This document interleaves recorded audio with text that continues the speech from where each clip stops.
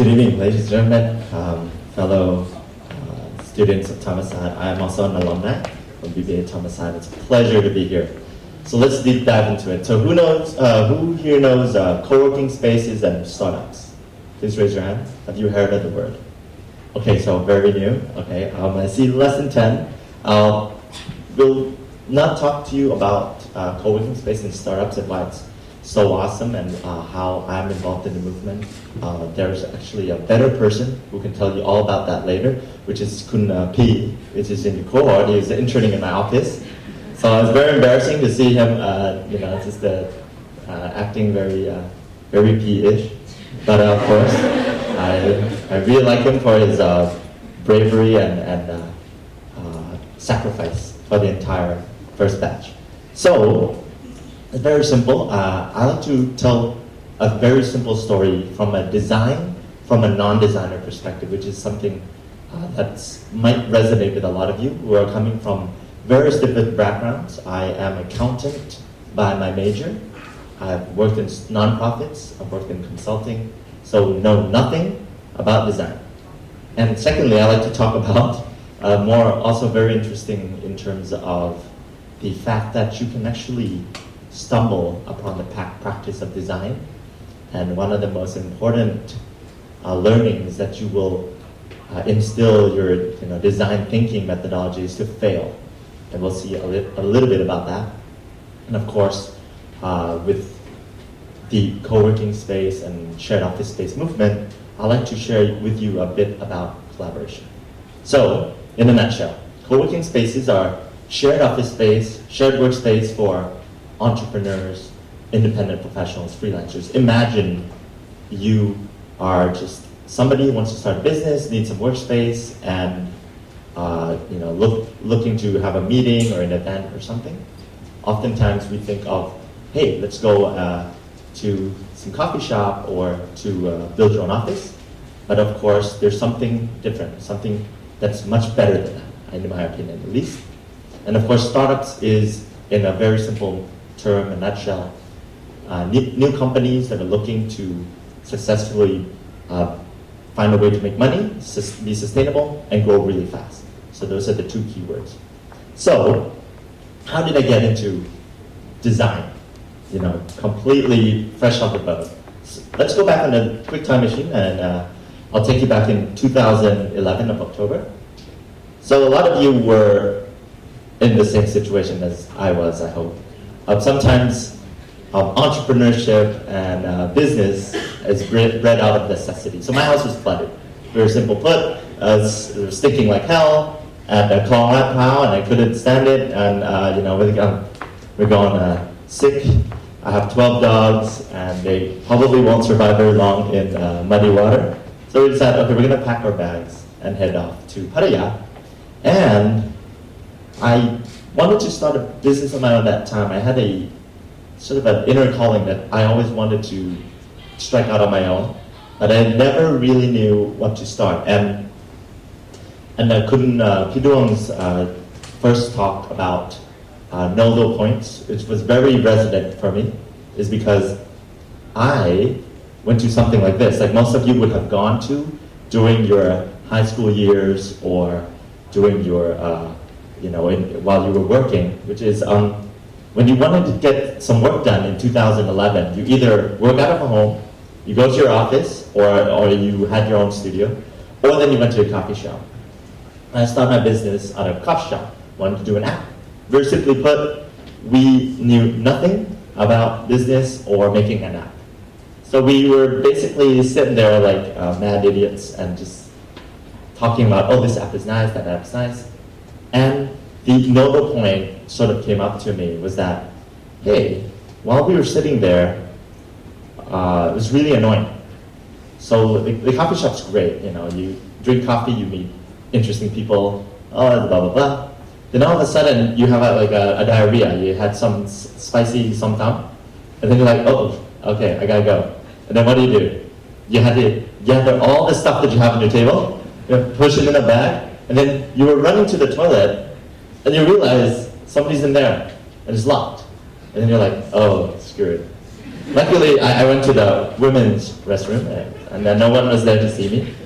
But then I start to observe. So a lot of times, entrepreneurship is just about observing and then trying to find problems, and then sort of, thinking like, hey, why is this a problem, and is there something that is better, something that can be done? So essentially put, I found coffee shops to be, energetic. You see people, you drink caffeine, but very closed. So you either come with your work, you don't talk to other people, the table is transient, so you can't leave your stuff there. The Wi-Fi is good, bad, AC, bad chairs, no plugs, so many issues. I couldn't afford an office back in the day because I was in Pattaya for only 3 months, but I really need something good. So the epiphany was very simple. We thought that we wanted to create a co-working space like Google Plus, like Facebook Office. But we were so stupid that we thrown a whole bunch of ideas and thrown some images to our freelance interior designer. And we said, hey, create us a Google Office. And this is what he came up with. So it's version 1.1. You are one of the first few people to see this. We have our 2-year anniversary today. They will be seeing this for the first time. We've never shown this to anyone. It's very embarrassing. So it's an office space that is carpeted with AstroTurf. So failure in design number 1 is that don't completely outsource your thinking to somebody who doesn't know what the hell you're trying to build, because nobody knew what a co-working space was back then. They just thought it was an office space, and I said, yeah, let's put some grass in there. So they put the whole house in grass. Imagine you coming back to your own house. So my co-working space was the first image that I was shown. Imagine coming back to your office and your house is covered in fake grass. So it was pretty sick. So yes, failure. So we spent 3 months and we torn up the design like, hey guys, this is not working. Did failure number 1. So we wasted a whole bunch of money, paid 3 months of rent for no good reason. And then I did the smart thing like most people do when they're in a panic. So you go out to talk to people who understand design. And then it's like, okay, hey, let's tone down the grass and like make this actually look like a nice kind of Scandinavian house. It's built in the 70s. And then, okay, it looks fine. So that was, this was about April. So the house was founded, like we found the house and rented it in January. It took 3 months of screw-ups and another 3 months to redesign and then reconstruct it. Thai construction companies, you all know, a lot of screw-ups. And then it became like this. So, long story short, we opened an office space where anybody could come in and rent by the hour, day, month, or year. And they can sit anywhere and they can buy extra stuff, like they want to rent the meeting rooms, a private office space, they want to rent the whole house for an event or for a party. The problem number 2 is that, for me, the failure number 2 is don't think you know it all. Because one of the biggest thoughts that I had initially was that I am the number 1 customer of this product.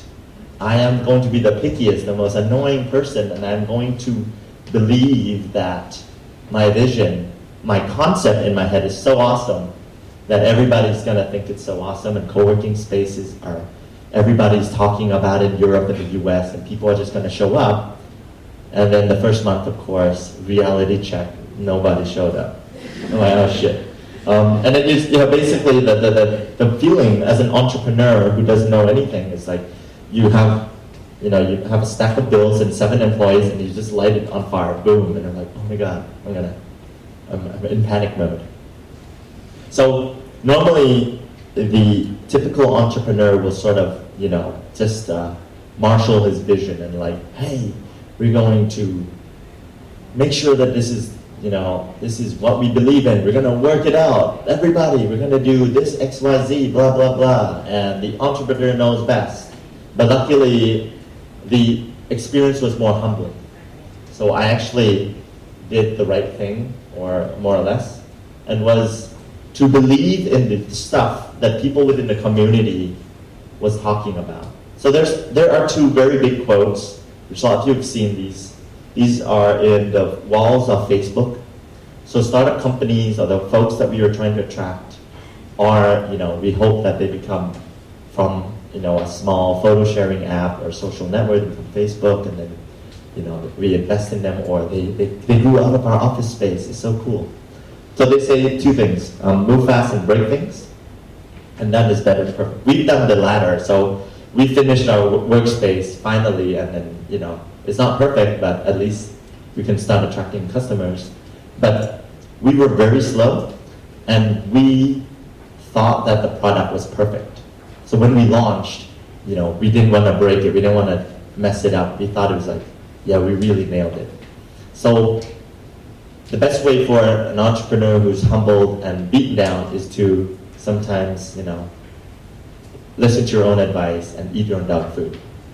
So there was this concept which is very relevant to the design thinking community, of a hypothesis, doing research, you build stuff and then you learn.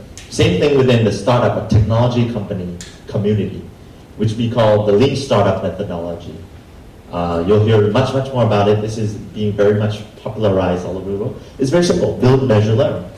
So you don't know if your idea is going to work, so you build it. You do a very simple version of it. You measure the data, like do people use it, do they like it, blah blah blah. And then you learn, and then you sort of complete the cycle and ideate. So it's design thinking 101. Nothing rocket science, but sometimes it slipped out of you. Like entrepreneurs are supposed to be bold visionaries and just we're gonna go out there and make shit happen. And then you're like, oops, I screwed up. So we built Haba, and this is the story of this is this is the bad way to do it. Like you don't want to build something that's cost you 3 or 6 million baht and then figure out that it doesn't work. So what did we do? We were burning money. We don't know what to do, so we went crazy. Essentially, we didn't know what the hell we were doing, or who was going to use the co-working space really, or how is it going to be useful. So we started doing what I knew best, was to host events, host dinners, bring friends to the space. We took people to, play football, make croissant, have lunch together. We had talks, went to the bar, did bar crawls in 9 bars over one night. We stayed over 54 hours to try to build companies together. Just went ape shit crazy, basically, and just gone nuts and just basically ask everyone, hey, why are you not at Haba? Why are you at Haba? What do you like about it? What do you don't like about it? It's a research. Simple 101. Talk to your customers and get their feedback. Sometimes humbling. Then this is what happens. So post-it culture, of course, being the startup ways, to map that out, and really understand who are the people that are coming to your space, why are they coming, why are they not, why is it useful, and so on. So there's so much data on this, and it's very much born out from trial and error and a lot of pain. So in the end, we figured a few things out. So like Pidong, he was saying that you should beyond just having this awesome concept in your head, you have to look also at the context of where your business or your idea or your product stands within society, within the marketplace, within everything. So we figured out through a lot of talking, a lot of introspection, a lot of listening, is that the core purpose of Haba was not really about the space. Simply put, the space was, to most people, great, nice to have, but kind of useless if they already have their office space, if they could sometime work out at home, go to their friend's office or in some coffee shop. It's useful to a few people, but actually there are many other uses of a co-working space. And actually one of the more important and pressing pain points of people within the technology industry, and also talking to Kun Panu and other people in industries such as social enterprise as well, is the ecosystem. The things that happen around a particular type of business that either helps it to survive or harms it and makes it harder or dies out. So things like is there entrepreneurs and leaders, community, is there talented people, is the natural environment great, mentors, service support, access to capital. What we found out is very simple. Haba only serve one portion of the bigger picture. We only provide workspace and a place to meet. But to be very fulfilling to a person to not come to the space and just work, but really love it, embrace co-working, embrace collaboration, and really want to meet other people. This space had to serve more and become part of the community and leading that change or building that community in other areas which are lacking. So the other thesis which we've developed from observing typical profiles of our customers is very simple. It's what we like to call within the community the entrepreneur journey, which usually starts with an inspiration. Like you guys will be inspired or not inspired by some of us on stage, but then you'll develop ideas or questions, and then you might have a passion about social entrepreneurship, fashion, architecture, whatever. Then we hope that one day, whether it's 1 year or 10 years, you decide that you want to be an entrepreneur. You discover that you are now ready. I want this. I want to do this. Then, of course, you do some action. So you might set up a company, you might form a team, blah, blah, blah. Then you start up with a solid team and some good ideas, and you work and you fail, and you fight with your co-founders, and you get screwed, and then you lose money, and then you try again. And hopefully, one day, you will find something that works, something that becomes a Greyhound at the London farm, G49s, and so on. A lot of segue into our next speaker, and then you take over the world, become rich, famous, or massive impact, massive scale. That was painfully discovered by over the past 2 years of sitting with the entrepreneurs within the space and figuring out what they really wanted from us was not the workspace, but somebody to help them on their entrepreneurship journey, which is really the hardest and most painful thing that they'll ever go through in your life, besides having kids or getting married. So we've started to do that over the past years, and one of the things is we've done this thing called Start Weekends. We get people to form teams over 54 hours with complete strangers to try to start companies and learn about entrepreneurship. Things like that was tools that we used to start community. And then we've built conferences for 400 people, and this year we'll grow to 750, all about tech. And then we started just creating dialogue. And in the end, it was no longer just one-on-one communication. It was no longer us as the host and the member as the member, but it's us as just like a container. We provide a platform for people to come in, and then the members help us co-create the space, organize events. They tell us about feedback about what they want, and then we start instigating, or they instigate themselves, conversations. And some of the conversations, the friendships, the interactivity in a place like Haba becomes a community. And then, tonight we have about maybe 150 people will show up for our second anniversary. And it's really just about catching up, meeting new friends, having a beer, and then hopefully sparks will fly. And you might find your true love. So I haven't found in the space. I found in Funky Villa, but it's very close to where I come. So that in a nutshell is Haba. So the journey from an idiot or somebody completely who did not consider design to failing consistently, and then really going out there and asking for help and using some of a very simple concept of design thinking to iterate that product before we ran out of money and grow our business, and really find our place in the market, really our true calling that was in line with the community and the context and really the need was really our, the stuff we've been doing for 2 years, our small achievement. And to be honest, we're still failing every day. I still do events that nobody shows up, and it's fine. And you learn from that, and you build on that, and then you try to do something better and better and better. And then of course, essentially Haba is no longer a workspace, but by design, it has transformed itself into a community leader. And of course, the co-working space movement is now not just about Haba or how we are the first space for startups, but now actually these stats are a bit old. I think there's at least 4,000 co-working spaces across the world and maybe 200,000 people that are working out there. So the movement of what we're doing and how it's being relevant to people in so many places around the world is so exhilarating that in Thailand, 2012, there was probably less than 5. I believe now we have, by the end of the year, more than 40 co-working spaces within the whole country.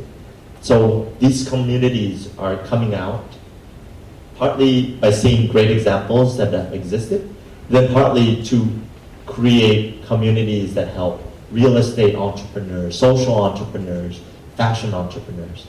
So these are very exciting times for collaborative communities. And I'll leave it at that. That's Haba. We're going to Haba the Thai Tech Startups, and thank you very much.